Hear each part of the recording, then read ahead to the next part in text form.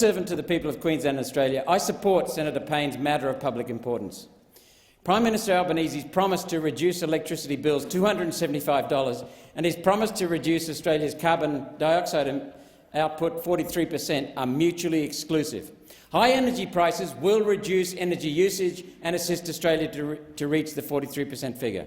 Lower energy prices will increase energy consumption, and that will work against the Albanese government's target. That's why the Albanese government so quickly ran away from his promise. The Prime Minister never intended to honour the promise, making his actions cynical political expediency. One Nation believes any attempt to implement a 43% carbon dioxide reduction is a policy based on lies and distortions which do not stand up to rigorous scrutiny. Prime Minister Albanese has already signalled across several issues his government will be a government based on virtue signalling, not sensible policy. For senators with no data on their side, the only option is to sell a policy on feelings.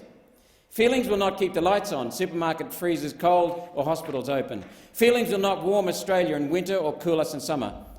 Evidence-based policy will. Energy deficits in several areas of Australia have already caused blackouts. The 43% target will cause many more blackouts. Rapidly increasing electricity costs will reduce consumption of electricity and buy the government time, while it asks around for a permanent solution, which is why the government is allowing this to happen. Closing down and sabotaging baseload coal has led to the national electricity market showing unprecedented average wholesale power prices.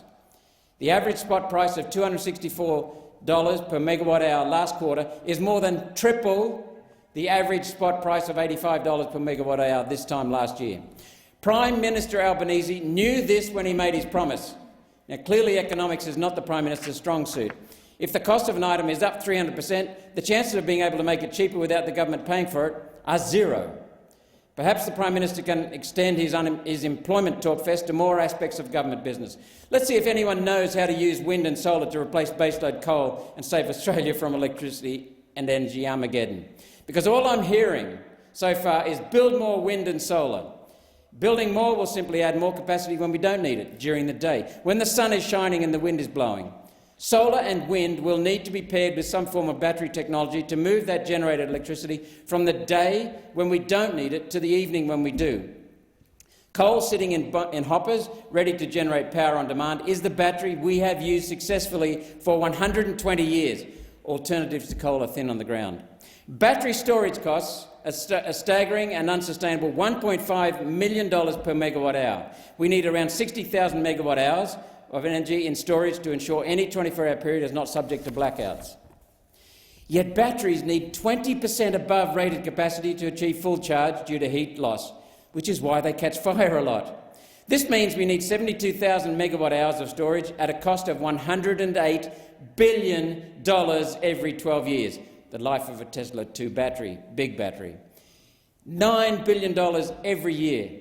The Snowy 2 big hydro battery, currently under construction, will provide 1,000 megawatt-hours daily for 355 days a year at a cost of $5 billion. This means that pumped hydro will cost $300 billion to carry enough power for just one day. And of course, adding electric vehicle charging to the mix means a whole lot more of blackouts and a whole lot more of electricity price increases. Net zero is an unaffordable fairy tale that will destroy our standard of living and destroy our lifestyle. We are one community, we are one nation, and we know what the hell's needed to get back to affordable, reliable, stable electricity.